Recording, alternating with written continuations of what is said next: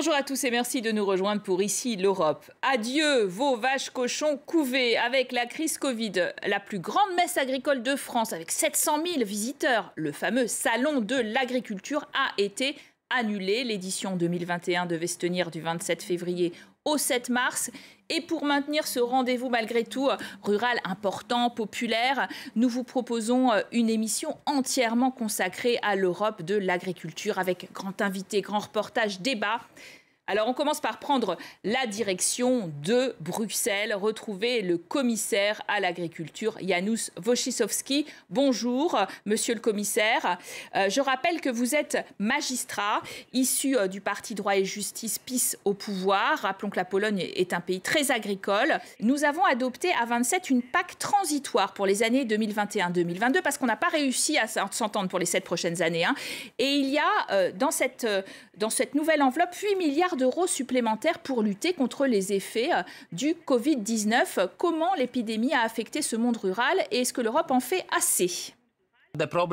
Il y a eu de gros problèmes de distribution à cause des blocages aux frontières.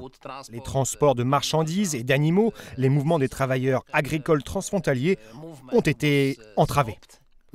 Les leçons de la crise, c'est que nous ne pouvons pas toujours compter sur une sécurité alimentaire basée sur l'importation de marchandises d'ailleurs. Et donc renforcer notre agriculture est un défi des plus importants.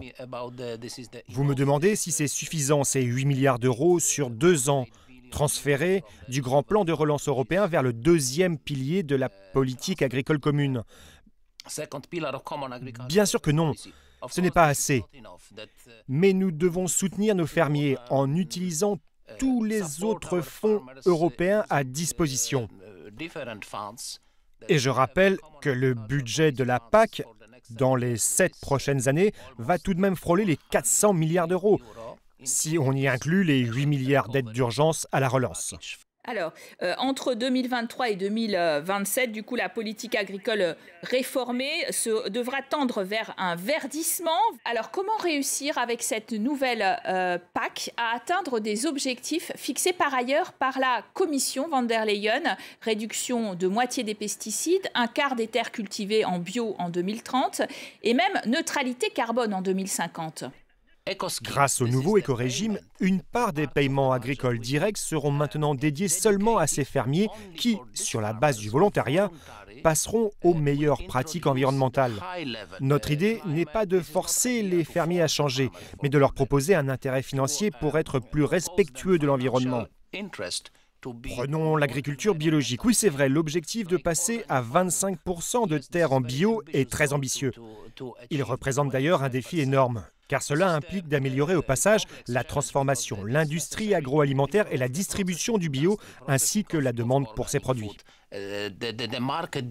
Concernant l'élevage, l'Union européenne a formulé des règles strictes sur l'espace dans les étables, les cages. Elle déconseille d'ailleurs l'ablation de l'appendice caudal. 90% des cochons ont encore la queue coupée par anticipation, en particulier en France.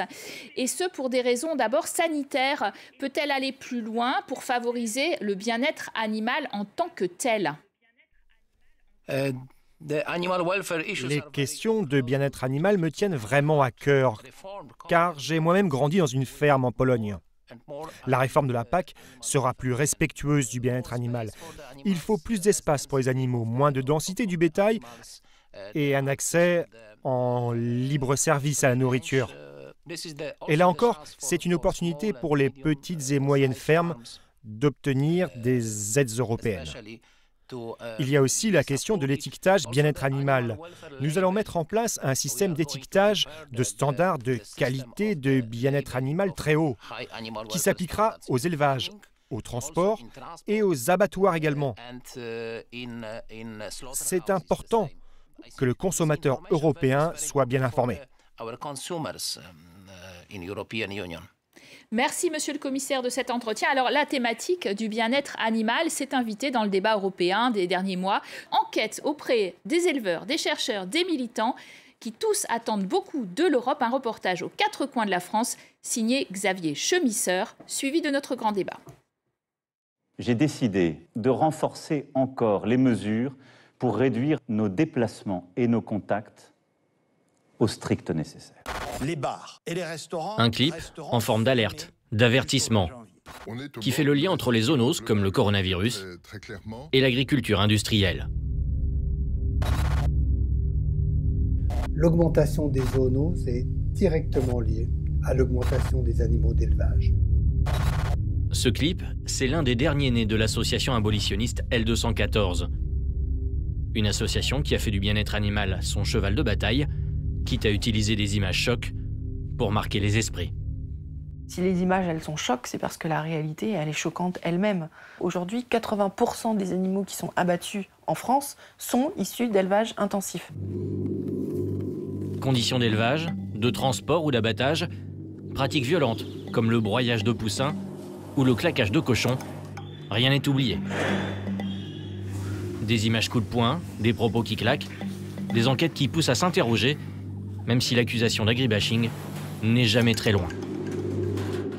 Il nous manque un petit peu de courage politique pour oser se mesurer, oser dire au lobby de l'élevage intensif « non, on en sort, ce sera meilleur pour tout le monde sur tous les sujets, y compris les éleveurs eux-mêmes ». La Commission européenne elle-même pointe la France du doigt. Non-respect des normes en matière de mutilation, comme la coupe des queues de cochon, la situation aurait peu ou pas changé depuis 2016. Infraction à la réglementation sur la taille des cages des poules pondeuses.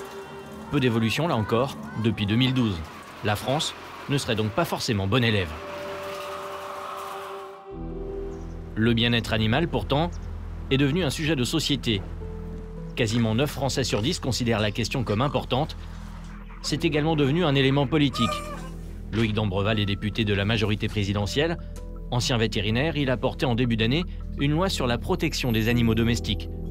Pour ce qui est du bien-être à la ferme et des conditions d'abattage, la France ferait face à un manque de moyens. En toute objectivité, les animaux sont assez bien protégés par la loi dans la loi française. Il y a énormément d'articles qui les protègent, mais simplement ces textes ne sont pas appliqués, ça c'est absolument certain. On a aujourd'hui des sous-effectifs absolument patents de vétérinaires ou d'autres types de techniciens qui peuvent aller vérifier de façon inopinée dans des élevages ou sur des chaînes d'abattage ou dans des compagnies de transport d'animaux que la réglementation est respectée. C'est pas le cas. Il nous manque une bonne grosse centaine d'inspecteurs en France pour vérifier tout ça. Pour comprendre comment la filière viande et l'élevage se sont adaptés à cette attente bien-être animal, direction l'ouest de la France. C'est là qu'est produite l'essentiel de la viande française, la moitié des bovins, les 3/4 des poulets et les 2/3 des porcs.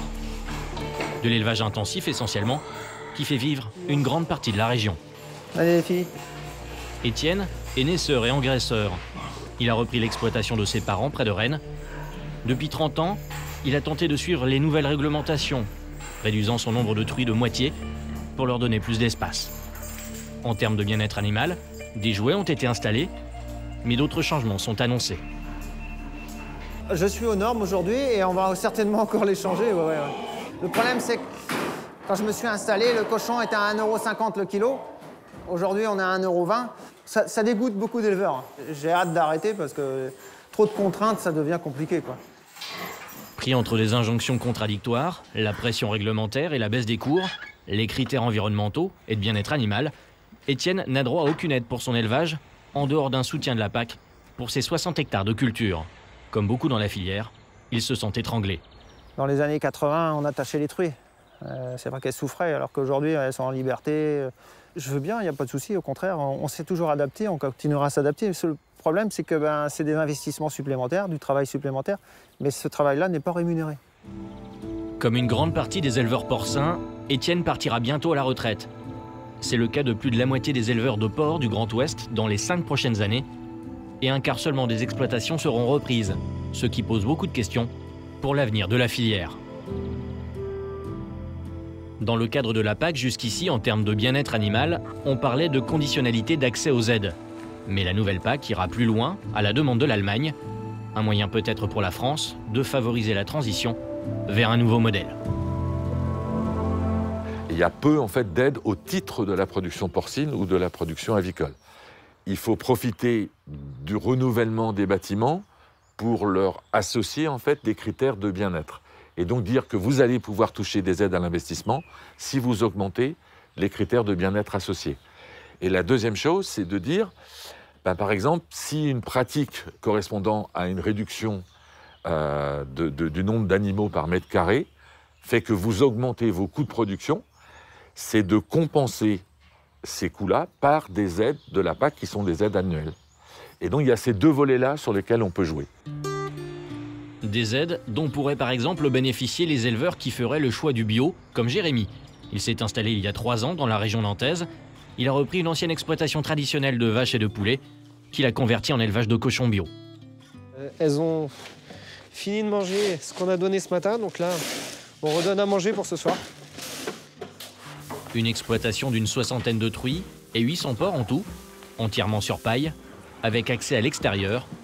On est au-delà des normes européennes en termes de bio. Les truies évoluent sans entrave avec leurs petits. Ici, pas d'hormones, pas d'antibiotiques, pas d'OGM ni de castration à vif. Tout est fait sous analgésique. Un prototype unique en France qui a reçu une aide de l'Europe et de la PAC au moment de l'installation. Chez Jérémy, chaque animal est connecté, doté d'une puce électronique, pesé et nourri automatiquement plusieurs fois par jour grâce à un suivi informatique. Il faut se dire qu'aujourd'hui, je ne gagne pas plus de temps. C'est juste que mon travail est différent. Ce n'est pas du travail improductif parce que c'est du travail d'observation. Et si on observe bien, c'est des animaux qui sont mieux, qui seront sûrement moins malades, parce qu'on aura anticipé ces problèmes qui pourraient être de maladies ou des choses comme ça. Moi, je considère que ce système-là, en fait, on est au top en termes de bien-être animal. Une partie de la production de Jérémy part en coopérative et l'autre en vente directe, chez les particuliers. Du porc bio, français, élevé dans le bien-être animal, c'est 1% du porc consommé sur le marché hexagonal. Un marché qui a connu une croissance lors du premier confinement, mais qui aurait tendance à se stabiliser, voire à décroître avec la crise. Parmi les critères du bien-être animal figure le plein air, on l'a vu avec Jérémy. C'est l'un des credos aussi des poulets de louer.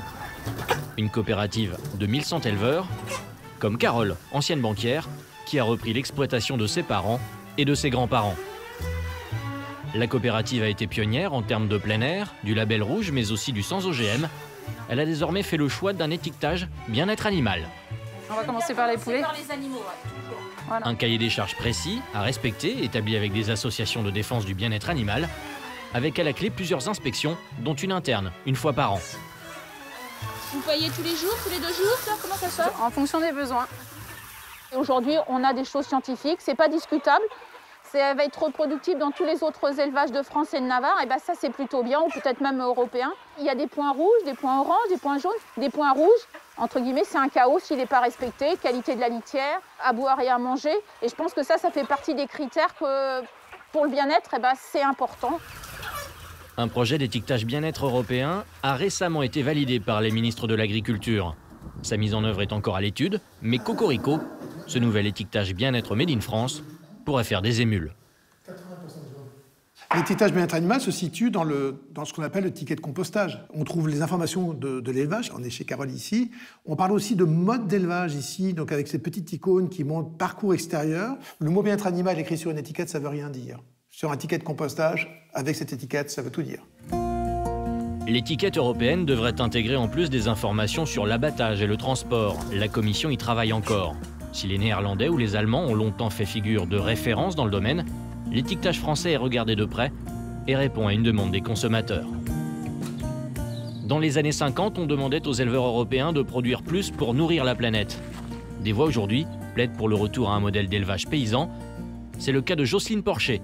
Elle est autrice de nombreux ouvrages, 30 ans d'enquête pour devenir une référence en termes de bien-être animal. Ancienne éleveuse de brebis, ancienne salariée dans les porcheries industrielles, elle est aujourd'hui chercheuse. Pour elle, les normes sont moins une question de bien-être animal que d'agro-business. Cette idée d'apporter du bien-être aux animaux alors qu'on les met dans des situations industrielles, en disant on va faire attention à son bien-être.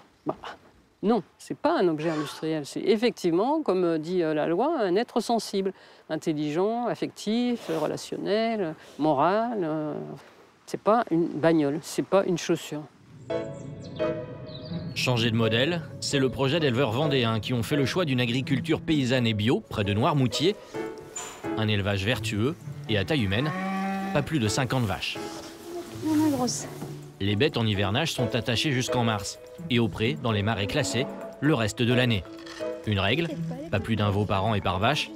Une vache sensible et rustique, la maraîchine, quasiment en voie d'extinction il y a 40 ans, elle est aujourd'hui en passe d'être sauvée. Je ne me serais pas vue dans une ferme intensive avec des animaux malheureux. Ah non, non, non. Mon premier objectif, c'est le bien-être de mes animaux dans mon élevage. Bon, voilà, ils produisent ce qu'ils peuvent produire, on prend ce qu'on peut prendre, mais voilà, avant tout, je veux déjà qu'elles se sentent bien, quoi. Ludivine et son compagnon Fred privilégient la vente en circuit court. Ils ont décidé de mettre en place un programme d'abattage à la ferme en profitant d'une dérogation nationale. Le transport et l'abattage est pour eux, comme pour beaucoup, un moment traumatisant. Je les laisse partir dans ce camion en leur disant ah, « Désolé les filles, je ne sais pas ce qui va vous arriver là maintenant, ça ne dépend plus de moi ». Et je trouve ça terrible. Et donc on réhumanise la mise à mort des animaux, c'est plus à l'échelle industrielle. Et donc devoir faire ça à la ferme, ah oui, ce serait beaucoup mieux. Et puis sans parler de tous mes clients qui attendent aussi avec impatience que nos animaux soient bien traités jusqu'au bout, ouais, ça apaisera beaucoup de monde. Un abattage à la ferme via un caisson mobile affilié à un abattoir pour réduire le stress des bêtes et celui des éleveurs. Le projet est en passe d'aboutir. Il fédère plus de 200 éleveurs de la région.